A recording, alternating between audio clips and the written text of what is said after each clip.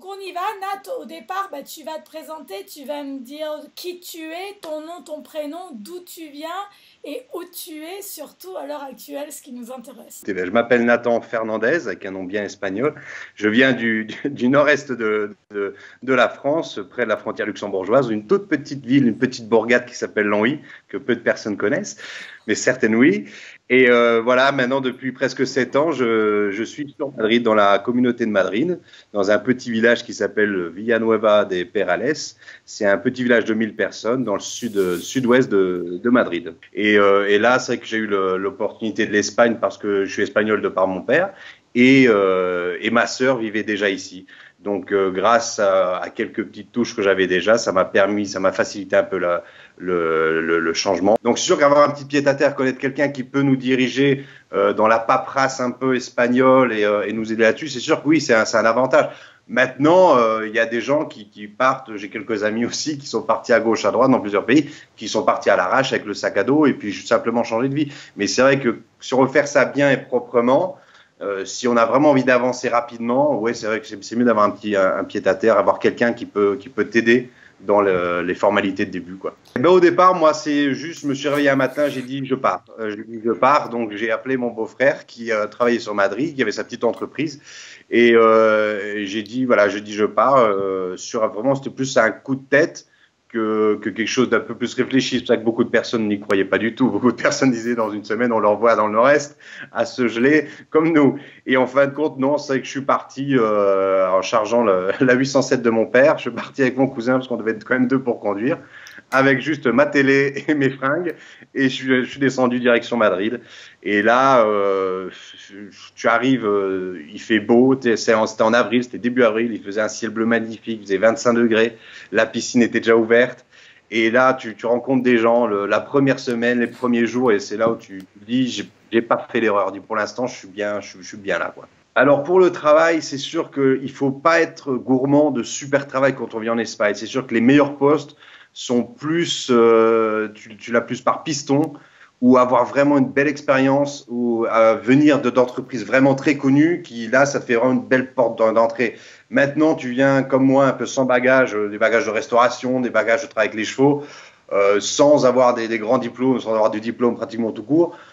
C'est vrai que c'est un peu plus compliqué. Maintenant, si tu es prêt, entre guillemets, si les personnes sont prêtes à faire un peu n'importe quoi pour le début, pour se dépanner, travailler dans la restauration, travailler dans la construction, des petits boulots qui payent, mais sans plus, mais qui permettent de vivre et survivre sans problème, c'est sûr que là, voilà, faut pas avoir peur, faut pas se dire, je vais arriver là-bas, je vais faire exactement le même travail que je fais en France, je serai dans un bureau, j'étais directeur, j'étais tranquille, je faisais 8 heures par. Non, parce que tout est différent, les horaires sont différents, les salaires sont différents, il faut travailler un petit peu tranquillement, ça met du temps, ça peut mettre du temps aussi, mais il faut persévérer, en persévérant, on trouve, parce que du boulot, il y en a ici en fin de compte, c'est pas la crise catastrophique non plus.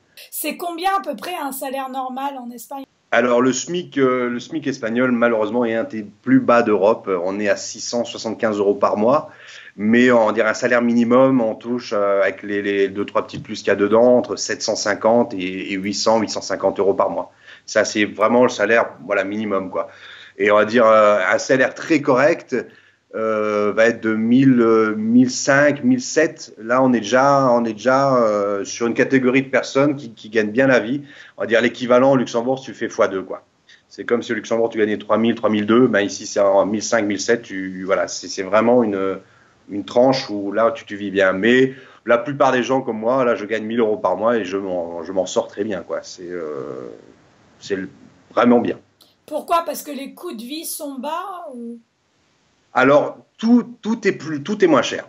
Tout est moins cher sauf deux choses, l'eau et l'électricité. Mais tout ce qui est loyer, repas, sortie, garagiste pour la voiture, faire des travaux dans sa maison, etc., tout est moins cher. Alors eux, c'est, voilà, nous en France, au Luxembourg, ils vivent pour travailler, c'est le boulot, boulot, boulot, c'est à fond, on passe pas de temps avec la famille, rien du tout. Et ici, ils travaillent pour vivre. Ils gagnent peu, mais dès qu'ils peuvent en profiter, ils en profitent. C'est-à-dire, dès qu'ils peuvent sortir le week-end ou dès qu'il y a des amis qui peuvent venir faire un barbecue à la maison ou n'importe quoi, ils bougent. Et en été, c'est vrai que le soir, c'est très souvent, on voit des familles à 23 heures parce qu'il fait moins chaud, sortir avec les enfants, sortir avec les chiens, etc. Et on voit aussi dans la rue des enfants jouer avec un ballon. Ça existe encore en Europe. Pour le boulot, ils sont plus cool, ils sont plus soft. C'est pas la chose la plus importante pour eux dans leur vie. Et il faut être tranquille. Moi, en venant du Luxembourg, les choses devaient être carrées, propres, ponctuelles. Eux, ils viennent en retard, ils s'excusent pas, c'est normal. Ils travaillent tranquilles. S'ils peuvent partir plus tôt, ils partent plus tôt. Et il y a beaucoup d'entreprises où le vendredi, tout le monde a le droit de venir en short et en t-shirt. C'est le vendredi, le Friday, je sais plus comment, le Free Friday, je sais plus comment on appelle ça, où les gens peuvent venir tranquillement en short, en tongs pour venir bosser le jour de la semaine, le vendredi, quoi. Ah, Donc ouais, c'est d'accord. vraiment, ouais. C'est voilà, il y a des gens qui viennent avec leur maillot du Real Madrid, du Barcelone, de leur équipe de foot, qui viennent bosser, alors que normalement, toute la semaine, ils sont en costard cravate. Et c'est vrai que le vendredi, généralement, surtout en été, ils réduisent les horaires, c'est-à-dire qu'à partir de 15 heures, généralement, tu peux partir de ton travail, venir plus tard. C'est vraiment le vendredi, c'est où beaucoup de gens peuvent travailler de chez eux le vendredi. Donc, il y a 4 jours de travail par semaine et le 5e, c'est un demi, 3/4. Tout dépend du poste que vous avez. Quand c'est des travaux de bureau, généralement, ouais, c'est cool. Comment ça se passe du coup? Tu t'as dit au niveau des horaires, c'est différent. C'est quoi en fait la différence d'horaire par exemple? Alors, on va voir moi sur la France où je travaillais ou sur le Luxembourg, c'est vrai qu'il fallait être au boulot à 7h30, 8h le matin. C'était plutôt du 8-18. Ici, les gens peuvent commencer à peu près à 10h le matin. C'est l'horaire maximum où les gens peuvent arriver. Et ils peuvent repartir à 21h, 22h, sachant qu'ils font leur pause à peu près à 14h et non à midi. Donc, ils font leur pause vers 13-14h. Ils ont 1 heure et demie de pause. Donc là, c'est pour un travail de bureau maintenant, des gens qui travaillent dans une boutique de fringues. Il y a beaucoup de boutiques de fringues dans le centre de Madrid ou dans d'autres endroits, justement, qui ouvrent à 9h, ils ferment à 13h, 14h, ils rouvrent qu'à 15, 16h et jusqu'à plus tard 21h, 22h. Et dans certains petits villages, par contre, là, c'est de 14h à 17h, tout est fermé. Les seules choses qui sont ouvertes, c'est les bars. Alors, les congés, il y a deux points pour les congés. Il y a le point où, justement, il y a 2 conventions. Moi, j'ai une convention où j'ai 31 jours de congé dans l'année. Mais dans ces 31 jours, si je prends une semaine, c'est pas du lundi au vendredi, c'est du lundi au dimanche. Ça s'appelle les 31 jours ouvrables.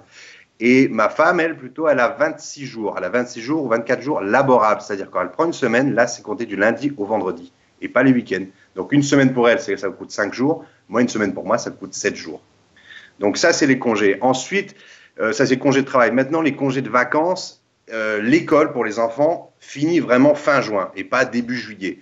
Et recommence, tout dépend l'âge, mais ça peut recommencer mi-septembre jusqu'à début octobre. Donc, ils ont vraiment 2 mois, 2 mois et demi plein de congés d'été. Ensuite, par contre, ils n'ont pas de vacances au mois de novembre. Ils ont juste décembre, donc les vacances de Noël. Et ils ont la semaine sainte, c'est le Pâques, je crois, pour vous. Enfin, je me perds un peu. Et je crois que c'est Pâques, justement, où ici, c'est une semaine. Et je crois que vous, c'est 2 semaines. Ici, c'est une semaine. Mais voilà, donc c'est pour ça qu'ils ont plus de congés pendant les grandes vacances, Noël et Pâques. Mais par contre, en Espagne, ils ont à peu près 15 jours fériés dans l'année. Quand s'il y a un jour férié, comme cette année, la fête des pères est tombée à dimanche, férié pour eux, ça ne les intéresse pas, donc ils ont mis le jour férié au lundi. Donc ils ont décalé le jour férié pour vraiment sur un jour de travail. En Espagne, comme il y a beaucoup, beaucoup de jours fériés, ça fait beaucoup de congés. Parce qu'il y a les fêtes de village, il y a les fêtes de la ville, il y a la fête de Madrid, et après il y a la fête nationale, après il y a la fête des saints, et après la semaine sainte, etc. Donc et encore, c'est une petite partie. On a encore beaucoup, beaucoup. J'ai l'impression qu'il y a beaucoup de fêtes là-bas. Il y a énormément de fêtes et en plus, donc chaque village, même de 1000 personnes comme le mien, a sa fête, a sa semaine de fête dans toute l'année. Il y a une semaine entière ou 10 jours de fête, même un petit village. Et là, ils peuvent ramener des taureaux dans le village, ils font le feu d'artifice, ils ramènent des châteaux gonflables pour les enfants, ils font des concerts, etc. pour le moindre petit village. Et après, ça peut aller. Après, comme il y a les fêtes de Pampelune, comme dans le nord de l'Espagne où ils lâchent les taureaux, il y a la fête du vin, il y a la fête de la tomate, il y a la fête du jambon. Il y a 1000 fêtes. Si vous aimez faire la fête, l'Espagne, c'est le meilleur pays parce que vous pouvez découvrir des fêtes partout et tout style et toute l'année pratiquement. Et au niveau des impôts, comment ça se passe? Il y a beaucoup d'impôts en Espagne? Sur ta fiche de salaire, ils te retirent quand même, je vais te dire ça, allez, sur 1000, je dis pas de bêtises, mais à peu près 1500 bruts, ça fait 1000 euros net. Mais c'est pas comme en France, tu dois faire ta fiche d'impôt à la fin de l'année. tes impôts sont retirés directement du salaire. C'est comme le Luxembourg. Après, une fois par an, donc tu fais quand même ta déclaration oui, une espèce de petite déclaration d'impôt, où là, généralement, 80-90% du temps, ils te remboursent de l'argent. Si tu es locataire, si tu as moins de 35 ans, moi, jusqu'à l'année dernière, ils me remboursaient 400 € par an. Plus, comme j'étais locataire, etc., ils me remboursaient 1000 € par an à peu près. Pendant 3 ou 4 ans, ils m'ont remboursé 1000 € par an. Après, je suis passé à, parce que j'ai plus eu cette aide, parce que j'ai eu plus de 35 ans, là, je suis passé à 400 € par an. Donc, ça fait toujours plaisir de recevoir 400 € par an. Mais il n'y a pas ce surplus d'impôts où une fois par an, tu dois mettre un salaire de côté parce qu'à la fin d'année, boum, tu as les impôts qui tombent. Aucune maison n'a de plaques solaires, de plaques photovoltaïques, etc. parce qu'il y a un impôt sur le soleil ici. L'Espagne a mis un impôt sur le soleil et c'est pour ça que ce n'est pas du tout rentable de mettre des plaques photovoltaïques ou n'importe quoi pour récupérer la chaleur ou récupérer l'électricité. Ils n'ont pas du tout compris le truc là-dessus. Et en plus, comme on disait tout à l'heure, l'Espagne est la plus chère d'Europe en termes de facture d'électricité. Donc c'est vraiment ça, c'est le côté le plus bête du pays, quoi. Et en plus, ils font des contrôles. Si tu mets un gros truc sur ton, il y a des hélicoptères qui passent pour contrôler s'il y a personne qui a coupé les arbres, etc. Et ils peuvent te contrôler justement comme ça. Ou ton voisin peut te balancer si tu as des mauvaises connexions avec ton voisin. Ce qui est assez rare, ça, quand même, là-dessus. Donc, ça. Et comment ça se passe, du coup, au point de vue de la santé? Il y a une sécurité sociale, comme chez nous comment ça se passe? Alors, il y a une sécurité sociale comme chez nous. Là-dessus, voilà, on reste sur une base comme en France. Par contre, il y a moins d'aide. Je vois, en France, il y a la carte vitale, etc., qui te rembourse le tiers payant, etc. Ici, tu vas chez le dentiste, tu sors toute ta poche, quoi. Tu as zéro aide, à part si tu prends une assurance maladie à côté, quoi. Qui va t'aider, qui va te rembourser une partie des... Mais ils remboursent moins, ils te donnent moins qu'en France. C'est qu'en France, dans certaines assurances où tu as besoin de lunettes et ils te donnent à 100%, tu as le droit à une paire de lunettes par année, je crois, et à 100%. Les dents ou quoi que ce soit, ils peuvent te rembourser presque à 100% aussi. Ici, le dentiste coûte assez cher et c'est très rare qu'il soit remboursé à 100%.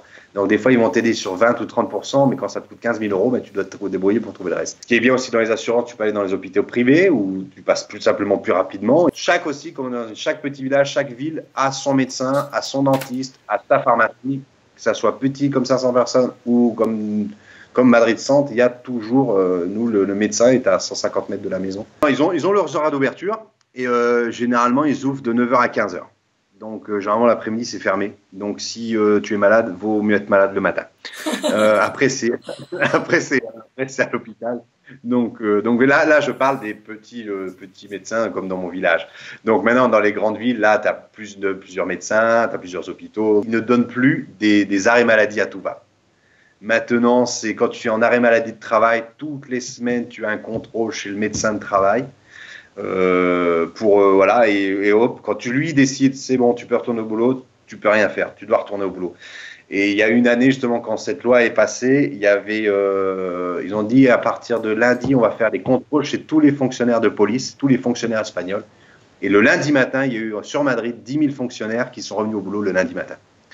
Parce qu'ils allaient contrôler tout le monde. Comment ça se passe là-bas? Est-ce qu'il y a un chômage, genre comme chez nous, Eh ben, ici, il y a quelques aides. Il y a quelques aides pour les gens qui travaillent pas, c'est très compliqué. C'est pas comme en France où c'est assez facile d'avoir le RSA ou des aides comme ça, des allocations familiales, etc. En Espagne, c'est 0 € par enfant. Donc vraiment, et en plus, chaque année, les gens qui ont des enfants, chaque année, quand ils vont au collège, non, je crois que c'est collège ou primaire, ils doivent s'acheter des bouquins. Tous les ans, ils doivent s'acheter des bouquins, des nouveaux bouquins, parce qu'ils écrivent dedans. Et chaque année, les bouquins changent. Et ça coûte, pour ma soeur, elle paye pour 2 enfants, je crois que c'est 400 € par enfant. Oui, c'est 400 € par enfant par année. Et donc, le chômage, c'est mieux d'avoir un travail. Je vous conseille, c'est mieux de venir et travailler. Parce que oui, quand ils vont te virer, tu auras tes 2 ans de chômage ou ton année de chômage. Je crois que c'est 2 ans, c'est le maximum qu'ils peuvent te donner.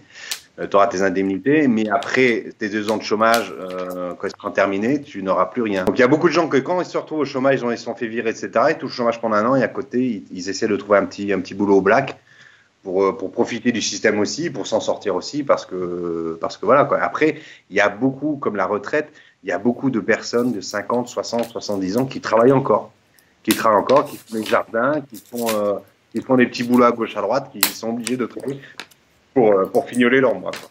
D'accord, donc il n'y a pas trop de retraite non plus?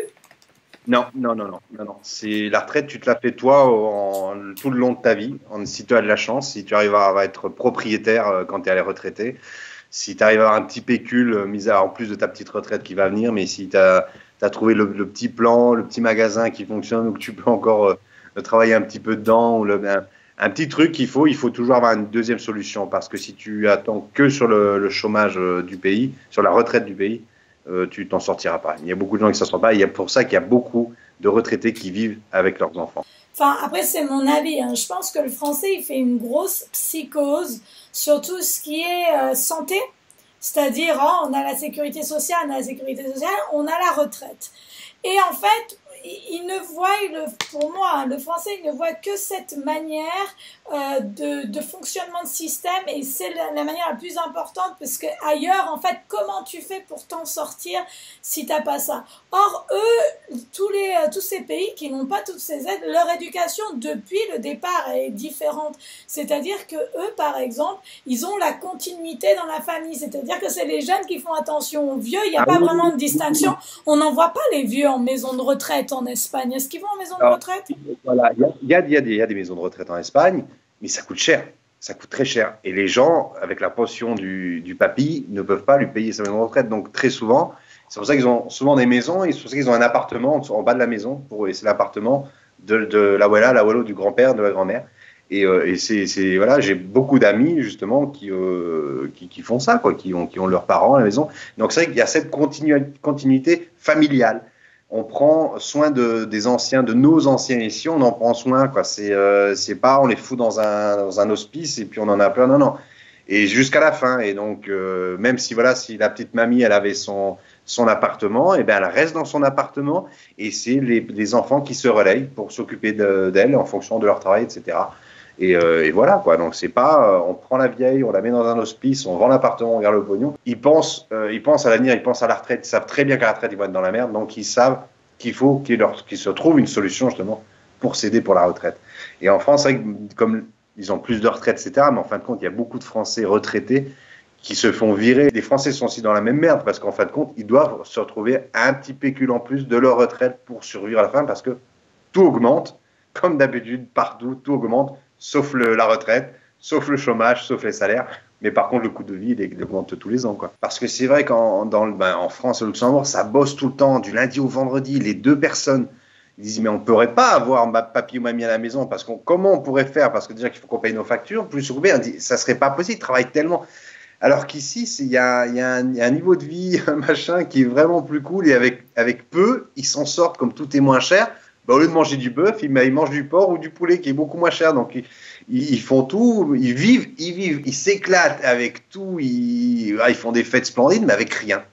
Donc, c'est-à-dire voilà, un peu de jambon, un peu de pain, un peu d'huile d'olive, et ils te font une fête splendide avec ça. Donc, ils n'ont pas beaucoup d'argent, mais avec le peu qu'ils ont, ils s'en sortent, et avec le sourire, quoi.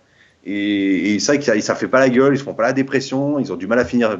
Beaucoup de personnes ont du mal à finir les fins de mois, mais tu le vois pas, quoi. Tu le sais parce qu'il dit, ah non, écoute, je peux pas payer mon verre ce coup-ci, mais c'est pas grave, quoi. C'est, hop, t'inquiète, c'est bon, il y a toujours quelqu'un qui va te payer ou t'aider ou t'inviter ou quoi que ce soit. Et aussi, il y a aussi l'espagnol, le jeune espagnol, traîne aussi, c'est un peu le Tanguy. Il traîne un peu à la maison. C'est pas rare de voir des jeunes de 30, 35 ans être encore chez papa et maman, quoi. Et ici, c'est totalement normal, quoi. C'est mon collègue de travail va avoir 35 ans, il habite chez ses parents, il a sa copine depuis 6 ou 7 ans, elle a à peu près 30-35 ans aussi, elle habite chez ses parents, elle a son salon de coiffure, lui, il a son CDI depuis 6 ans, donc ils pourraient très bien avoir un appartement ensemble, mais ils veulent pas. Et les parents sont heureux d'avoir les enfants encore à la maison. Pour pouvoir rester dans le pays, il y a le visa touriste, ou comment ça se passe? En étant européen, c'est très facile. En étant européen, il te faut juste une adresse où tu vis. Tu t'ouvres un compte en banque et après, tu vas te chercher un numéro d'identification qui s'appelle le NIE ici. Le NIE, C'est un numéro que tu apprends par cœur, qui te demande à n'importe quel moment, tout le temps. Tu vas dans un magasin, tu achètes quelque chose, ils vont te le demander pour une facture. C'est un numéro que tu dois retenir. Et ça, il est fait aussi assez rapidement. Mais là, par contre, il faut que tu ramènes tes papiers, tes casiers judiciaires. Des fois, il faut faire la traduction de certains papiers.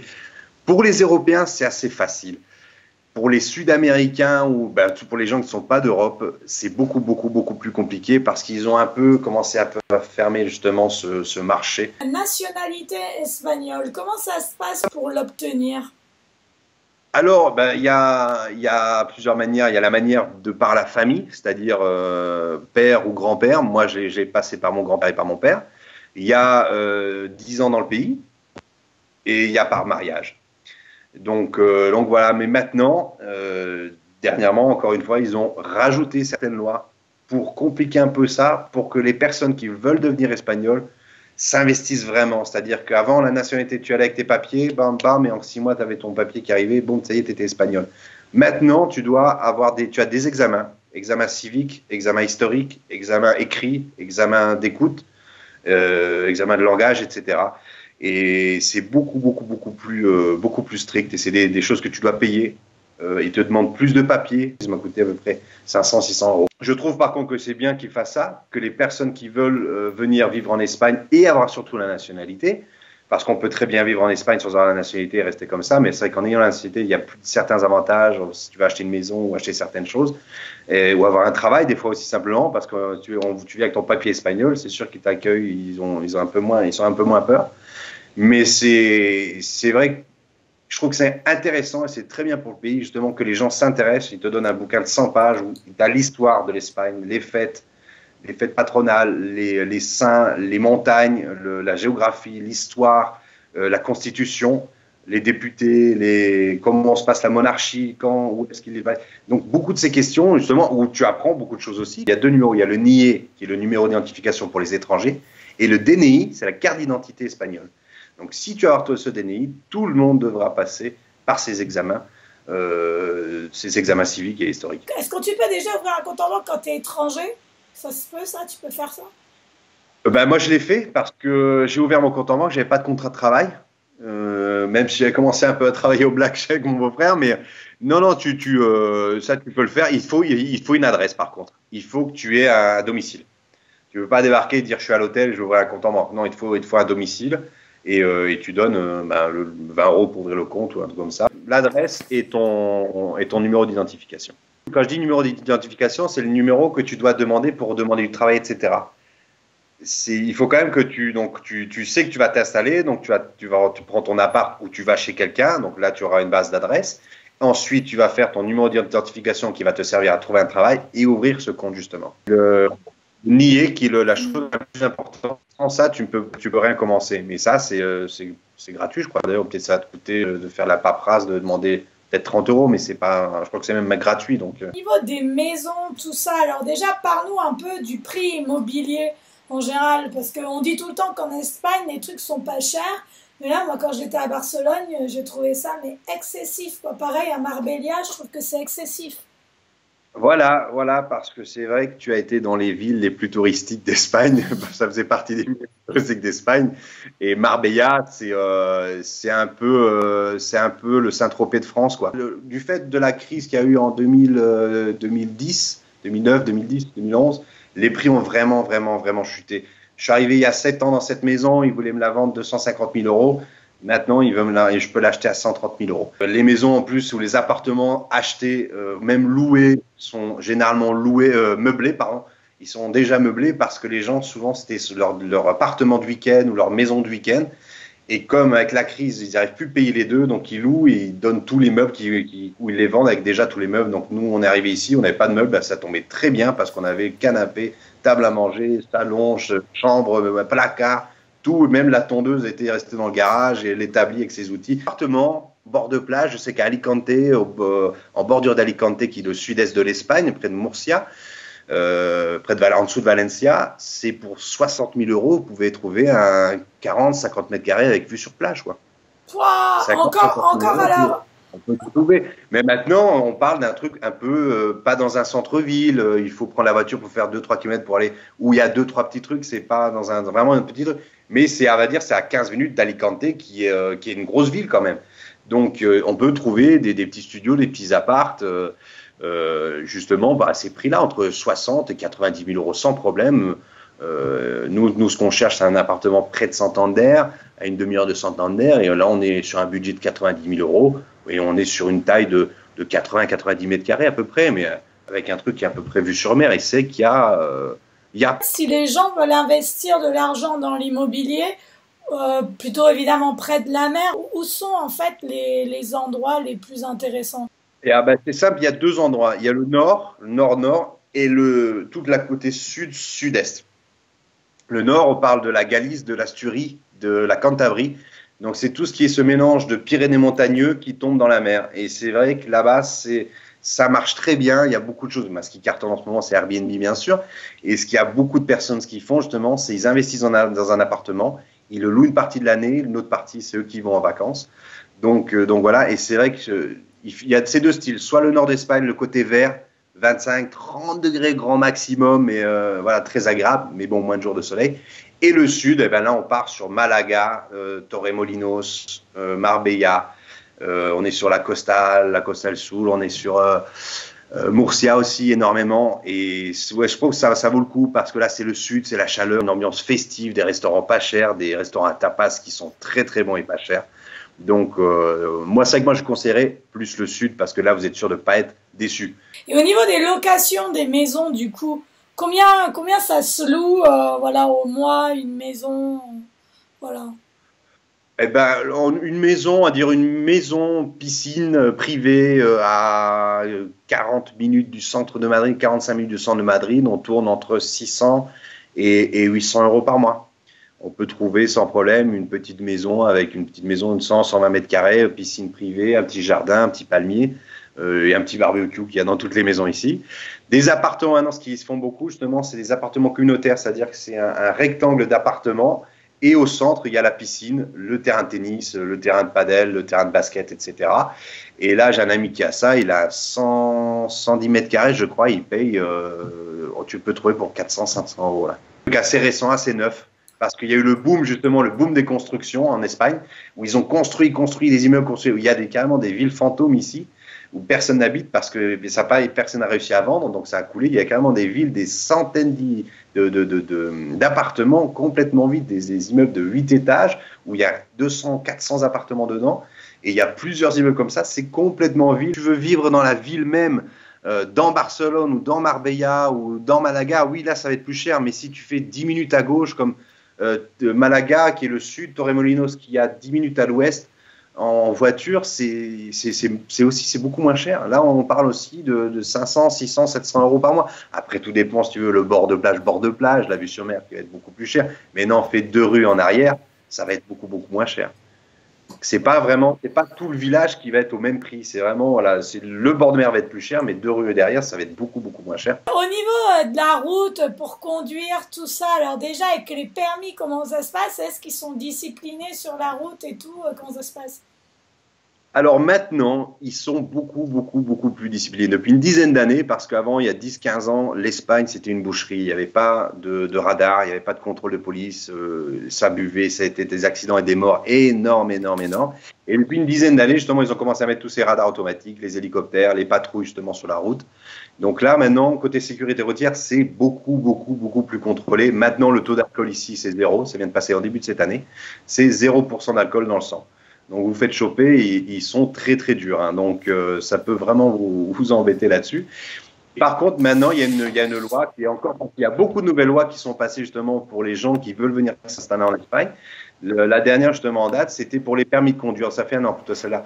Le permis de conduire, justement, si tu t'installes en Espagne, tu as 6 mois pour faire ton permis de conduire espagnol.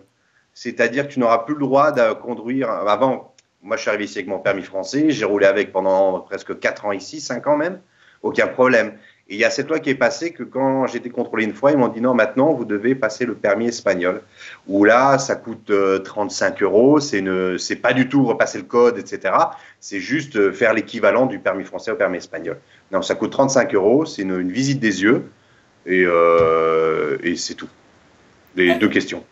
C'est hyper rapide. Voilà. Donc en fait, tu le sors en combien de temps ton permis? Genre une journée? Une journée. Tu prends rendez-vous chez c'est une personne comme un juge, pas comme pas comme un huissier, bon, une personne voilà, qui est diplômée justement pour ça. Tu pars là-bas, ils t'enregistrent, etc. Ils prennent ton permis français. Non, ça c'est après. Ils t'enregistrent pour faire les papiers, tu vas, ils te font le contrôle des yeux, un petit test pour voir main gauche, main droite si tu n'as pas de problème. Ça c'est fait. Tu sors de là avec un papier. Avec ce papier, tu devras prendre un autre rendez-vous justement à la DGT. La DGT, c'est la Direction Générale du Trafic espagnol. Et là, justement, tu vas donner ton permis français, tu vas remplir tes papiers, etc. Avec certains papiers, je crois qu'il faut casier judiciaire, viage aussi, etc. Il faut montrer quelques papiers. Et là, tu donnes tout, il regarde ton permis français. Et je crois que c'est un mois après, 2 semaines, 3 semaines après, il te rappelle et tu reçois ton carnet de conduire espagnol. Ça coûte que 35 € à peu près. Oui, il y a un système de points, sauf qu'ici, c'est 15 points. Ici, c'est 15 points au total. Même chose sur les feux rouges, sur les amendes, etc. Ils peuvent te retirer des points. Ils sont un petit peu moins sévères. Je sais qu'en France, je ne sais plus, je crois que c'est 4 ou 6 points pour un feu rouge passé ou quelque chose. Ils peuvent te casser. Mais ici, c'est un peu moins cool. Dire, tu te fais arrêter pour excès de vitesse. Un petit excès de vitesse, tu n'enlèves pas 0 point, quoi, ou peut-être 1 point, mais c'est assez rare, quoi. Donc, ils ne sont pas aussi compliqués après. Bon, tu as une page internet où tu peux consulter à un moment que tu veux, justement, voir combien de points il te reste. Tu commences avec 12 et un an après, tu as tes 15. En France, je crois que tu commences à 6 et après, tu as les 12 au bout d'un an. Corruption ici, il n'y a pas du tout de corruption. Okay. Et toutes les personnes qui s'occupent justement du trafic, du contrôle routier, c'est la Guardia Civile. Il y a 3 polices. Il y a la police municipale, la police nationale et la Guardia Civile. Et celle qui a le plus de pouvoir, c'est la Guardia Civile, c'est les militaires. Et là, par contre, ils rigolent pas du tout. Donc, quand ils t'arrêtent ici, même tu ne discutes pas, tu n'essayes même pas. Tu dis oui, et tu payes, et tu t'en vas, et c'est tout. Parce qu'ils peuvent vraiment t'embêter. Donc, non, il n'y a pas de corruption. Ici, tu payes, ils te donnent le truc. Maintenant, tout est informatisé. C'est beaucoup plus réglo. Donc, par contre, tu as des amendes qui peuvent coûter très cher. J'ai un excès de vitesse, ça veut dire de 30 ou de 40 km/h en plus. En France, je crois qu'on est à 90 ou 130 €. Ici, on peut aller jusqu'à 800 €. Wow, 1000 €. Il se rattrape bien, comme le pays a besoin d'argent. Il se rattrape et il y a aussi chaque ville ou village peuvent mettre son niveau d'amende pour mauvais stationnement. C'est-à-dire, dans un village, ça va être 50 €. Dans un autre village, ça peut être 200 € de mauvais stationnement. Comment ça s'est passé au niveau de l'intégration justement là-bas, au sein, déjà dans ton environnement, dans ton village et dans le travail, c'était facile de s'intégrer ou... Parce que tu parlais la langue déjà au départ?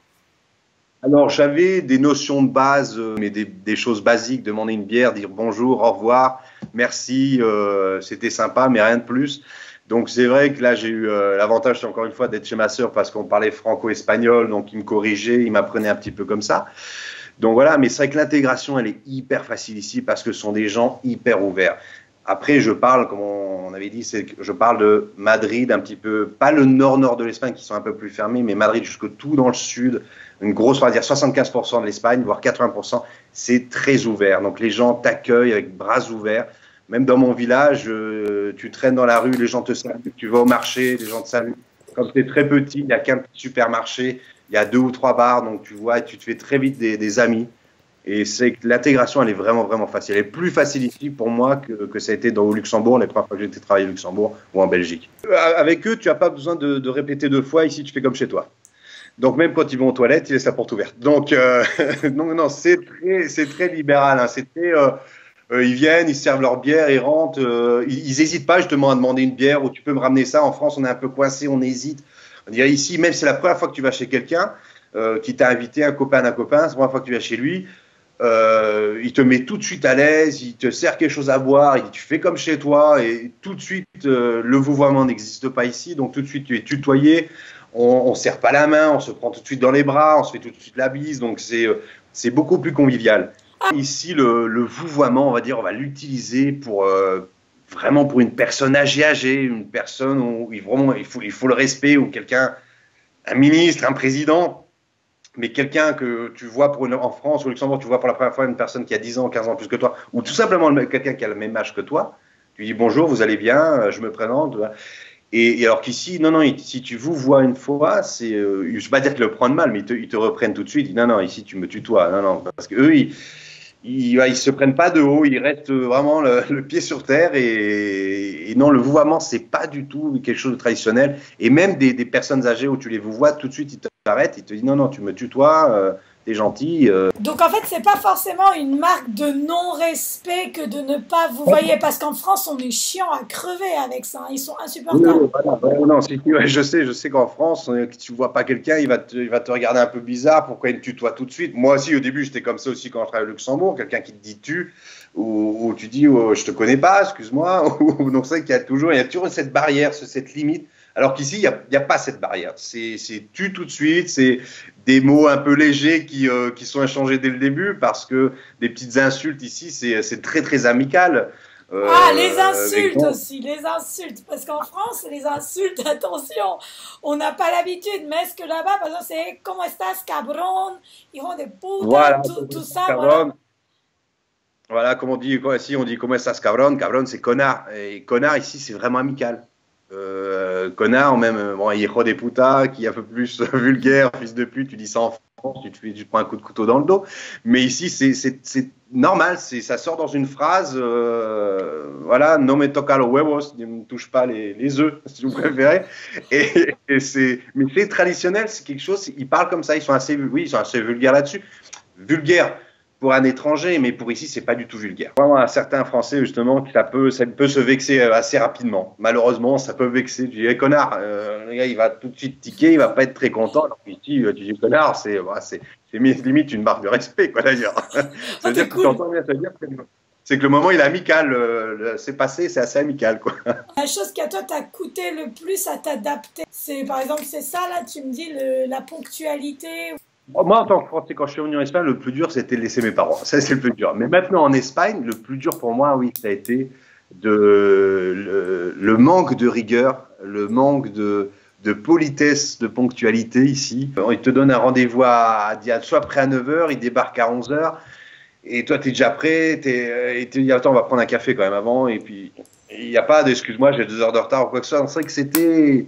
Après, tu dis, prépare-toi à 9 h, là, tu te levais à 9 h. Tu vois, petit à petit, tu te levais à 9 h et à 10 h 30, tranquille, et puis Mais c'est vrai que c'était un peu dur, c'est plus là-dessus sur la ponctualité, la rigueur, et un peu le je m'en foutisme général, quoi. Il y a un truc qui va pas au boulot, ah, c'est pas grave, demain. Eux, ils reportent beaucoup. Ils disent, ah, demain on le fera, demain on le fera. C'est-à-dire qu'un boulot, quand je travaillais un peu dans le bâtiment, un truc qui est au Luxembourg est fait en 3 jours, ici c'est fait en 3 semaines, quoi. C'est les mecs qui sont tranquilles, ils sont cool. La pause bouffe, elle est super importante, et la pause sieste, elle est super importante aussi, quoi. Les Français sont généralement bien accueillis. Les Français, les Italiens, les Belges, les Allemands, ça dépend s'ils vont en vacances. C'est un peu des bouchers quand même, les gars. C'est un peu des Vikings. Mais non, généralement, non, avec les Français, il n'y a jamais eu, y a aucun problème. Tu es bien vu. Et justement, ils s'intéressent parce qu'il y a énormément d'Espagnols qui ont fait, en étant plus jeunes, des cours de français à l'école. Parce qu'ici, les collèges, il y a beaucoup de collèges bilingues. Français, espagnol, anglais, espagnol. Il y en a énormément. Pratiquement tous les collèges sont comme ça. Quel conseil tu donnerais à un Français qui veut immigrer, un conseil comme ça? À quelqu'un? Un conseil comme ça, de la persévérance et de la patience, parce que je sais qu'en France, les paperasses, les machins, trouver assis, c'est assez lent, et ici, c'est encore un peu plus lent. Donc voilà. Mais un conseil, moi, le conseil, c'est vas-y, fonce, quoi. Vas-y, viens au pays du soleil, et c'est viens profiter. Un conseil, c'est n'aie pas peur de changer de vie. Tu as envie de revenir en France? La France est un si beau pays, un pays charmant, un pays... Mais non. Je suis heureux ici, et le climat, la vie, les gens... en tout cas, le nord de la France, c'est dans une certitude, non, je ne reviendrai jamais près du Luxembourg, jamais près de la Belgique, je ne pourrai pas, parce que c'est une vie différente. On gagne moins, certes, mais on vit plus. On profite des choses, on profite beaucoup plus de la vie. Et c'est vrai que c'est pas la dépression du Nord, c'est pas le radotage, c'est pas toujours les mêmes problèmes. Ici, il y a tellement de choses à faire, à voir, et il y a tellement d'amis à se faire, c'était tellement ouvert. que non, je pourrais pas, je supporterais plus la mentalité franco-luxembourgeoise, belge, le côté de l'Est, même, j'arriverais plus même sur le côté travail, le côté rigueur. J'ai eu un peu de mal à m'adapter là-dessus parce que moi qui étais très ponctuel, très droit, c'était un peu dur les 6 premiers mois, la première année. Puis après, quand tu t'y fais, tu dis, mais en fin de compte, la sieste est une obligation nationale en Espagne parce que si tu la fais pas, t'es vraiment pas bien.